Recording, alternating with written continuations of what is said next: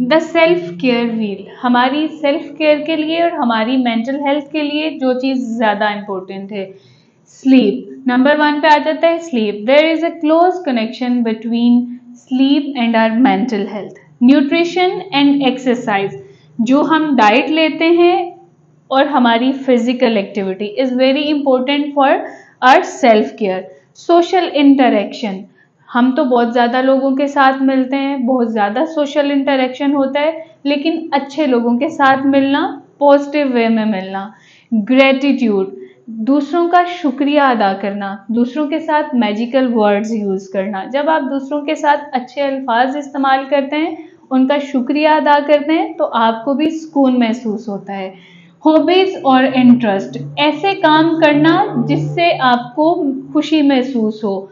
Spending a time doing that something you enjoy.